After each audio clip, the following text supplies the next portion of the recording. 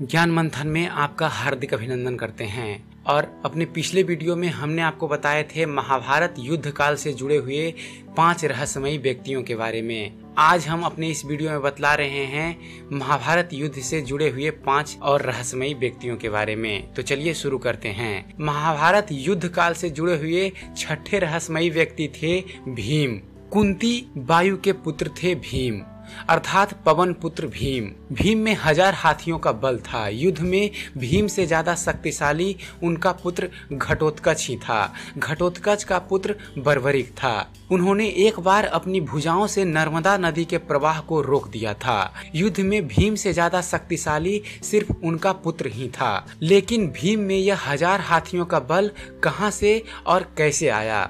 यह सभी जानते हैं कि गांधारी का पुत्र दुर्योधन और गांधारी का भाई शकुनी कुंती के पुत्रों को मारने के लिए नई नई योजनाएं बनाते थे। इसी योजना के तहत एक बार दुष्ट दुर्योधन ने धोखे से भीम को विष पिलाकर उसे गंगा नदी में फेंक दिया। मूर्छित अवस्था में भीम बहते हुए नागों के लोक में पहुंच गए। वहां विषैले नागों ने उन्हें खूब डसा, जिससे भीम के शरीर का जहर कम होने लगा, यानी शरीर का जहर की काट होने लगी। जब भीम की मूर्छा टूटी तब उन्होंने नागों को मारना शुरू कर दिया। यह खबर नागराज वासुकी के पास पहुंची। तब ये स्वयं भीम के पास पहुंच गए। वासुकी के साथी आर्यक नाग ने भीम को पहचान लिया। आर्यक नाग भीम के नाना थे। भीम ने उन्हें अपने गंगा में धोखे से बहा देने का किस्सा सुनाया। यह सुनकर आर्यक नाग ने भीम को 1000 हाथियों का बल प्रदान करने वाले कुंडों का रस पिलाया, जिससे भीम को यह शक्ति प्रदान हुई। महाभारत युद्ध काल से जुड़े 7वें रहस्यमयी व्यक्ति थे घटोत्कच। माना जाता है कि कद काठी के हिसाब से भीम पुत्र घटोत्कच इतना विशालकाय थे, वह लात मारकर रथ को कई फुट पीछे फेंक देते थे और सैनिकों को तो वह अपने पैरों तले कुचल देते थे। भीम की असुर पत्नी हिडिंबा से घटोत्कच का जन्म हुआ था। जन्म लेते ही उसके सिर पर केस नहीं थे, इसलिए उसका नाम घट हाथी का मस्तक प्लस उत्कच केसहीन अर्थात घटोत्कच रखा गया। उसका मस्तक हाथी के मस्तक जैसा और केस शून्य होने के कारण यह घटोत्कच नाम से प्रसिद्ध हुआ। वह अत्यंत मायावी निकला और जन्म लेते ही बड़ा हो गया। उसमें जहां शारीरिक बल था वहीं वह मायावी भी था। चूंकि घटोत्कच की माता एक राक्षसी थी, पिता एक वीर क्षत्रिय थे, इसलिए इसमें मनुष्य और राक्षस दोनों के मिश्रित गुण विद्वान थे। वह बड़ा क्रूर और निर्दयी था। घटोत्कच ने महाभारत युद्ध के बीच में हाहाकार मचा दिया था। कर्ण सेनापति बनकर कौरवों के पक्ष से युद्ध कर रहे थे। कर्ण के पास इंद्र की दी हुई ऐसी शक्ति थी जिससे वह किसी भी पराक्रमी योद्धा को मार सकते थे। वह शक्ति कभी खाली जा ही नहीं सकती थी। कर्ण इस शक्ति से अर्जुन को मारना चाहते थे। श्री कृष्ण यह जानते थे। इसी कारण उन्होंने घटोत्कच को रणभूमि में उतारा था। इस राक्षस ने आकाश से अग्नि के अनेक प्रकार के अस्त्र शस्त्र बरसाना आरंभ कर दिए, जिसने कौरवों की सेना में हाहाकार मच उठा। दुर्योधन ने घबराकर कर्ण से इसे मारने के लिए कहा। कर्ण भी इसकी मार से घबरा गए थे। उन्होंने अपने आंखों से देखा कि इस तरह तो कुछ ही देर में सारी कौरव की सेना नष्ट हो जाएगी। तब लाचार होकर उन्होंने घटोत्कच पर उस अमोघ शक्ति का प्रयोग किया। अतः घटोत्कच क्षण भर में ही निर्जीव होकर पृथ्वी पर गिर पड़ा। पांडवों को उसकी मृत्यु का दुख हुआ था, लेकिन श्री कृष्ण ने सारी चाल उनको समझाकर उन्हें संतुष्ट कर दिया। महाभारत युद्ध काल के 8वें रहस्यमयी व्यक्ति थे पितामह भीष्म। शांतनु गंगा के पुत्र भीष्म का नाम देवव्रत था। उनको इच्छा मृत्यु का वरदान प्राप्त था।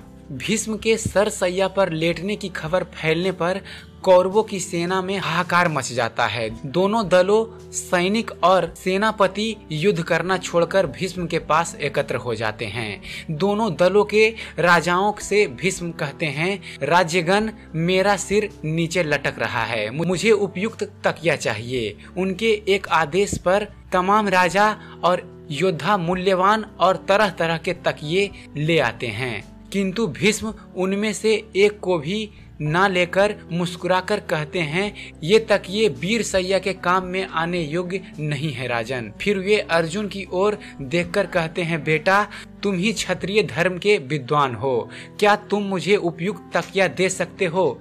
आज्ञा पाते ही अर्जुन ने आंखों में आंसू लिए उनको अभिवादन करते हुए को बड़ी तेजी से ऐसे 3 बाण मारे जो उनके ललाट को छेदते हुए पृथ्वी में जा लगे। बस इस तरह सिर को सिरहाना मिल गया। इन बाणों का आधार मिल जाने से सिर को लटकने रहने की पीड़ा जाती रही। महाभारत युद्ध काल से जुड़े हुए 9वें रहस्यमयी व्यक्ति थे दुर्योधन। दुर्योधन का शरीर वज्र के समान कठोर था, जिसे किसी धनुष या अन्य किसी हथियार से छेदा नहीं जा सकता था, लेकिन उसकी जांघ के प्राकृतिक रूप से होने के कारण भीम ने उसकी जांघ पर वार कर उसका वध किया था।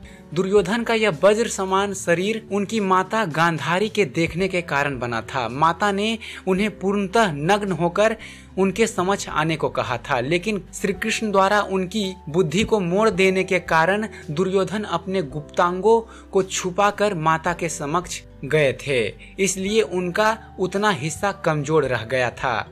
और महाभारत युद्ध काल से जुड़े हुए 10वें रहस्यमयी व्यक्ति हैं भगवान श्री कृष्ण। कहते हैं, सब पर भारी कृष्ण मुरारी। भगवान श्री कृष्ण 16 कलाओं में माहिर थे। वे जितने मायावी थे उतने ही मानवीय। उनके रहस्यमयी व्यक्तित्व को तो बड़े बड़े लोग और तपस्वी भी समझ नहीं पाए। एक तरफ अपने दरिद्र मित्र सुदामा के चरण पखारते हैं, तो दूसरी ओर अपनी बुआ के बेटे शिशुपाल का वध भी कर देते हैं। उनके रहस्यमयी व्यक्तित्व का सबसे बड़ा उदाहरण यह है कि अर्जुन ने सूर्यास्त के पूर्व जयद्रथ के वध की शपथ ली थी और कहा था कि यदि उसे सूर्यास्त के पूर्व नहीं मार पाया तो अग्निचिता पर भेंट चढ़ जाऊंगा। कृष्ण ने अर्जुन को इसके लिए प्रोत्साहित भी किया था, क्योंकि श्री कृष्ण जानते थे कि आज सूर्य ग्रहण है और सूर्य कुछ देर के लिए नहीं दिखेगा। हुआ यही, कृष्ण ने चिता तैयार कर ली। तब जयद्रथ भी यह देखने आया और तुरंत ही उसी वक्त सूर्य पुनः निकल आया। श्री कृष्ण के इशारे पर पल भर में ही अर्जुन ने जयद्रथ का सिर धड़ से अलग कर दिया। भगवान श्री कृष्ण को ईश्वर मानना अनुचित है, किंतु इस धरती पर उनसे बड़ा कोई ईश्वर तुल्य नहीं है, इसलिए उन्हें पूर्ण अवतार कहा गया है। श्री कृष्ण ही गुरु और सखा हैं।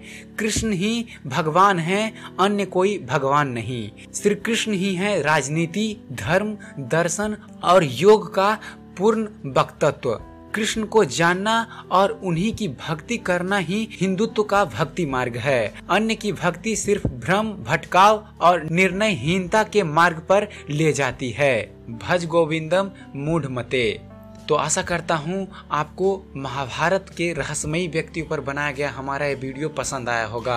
अगर जो आपको हमारा वीडियो पसंद आता है तो हमारे वीडियो को लाइक कीजिए, शेयर कीजिए, ताकि आपके माध्यम से यह जानकारी और दूर तक पहुँच सके। हमारे वीडियो के बारे में कमेंट कीजिए कि आपको यह कैसा लगता है, और साथ ही साथ हमारे चैनल को सब्सक्राइब करना ना भूलें। हमारे चैनल को सब्सक्राइब कीजिए और देखते रहिए, जानते रहिए। धन्यवाद।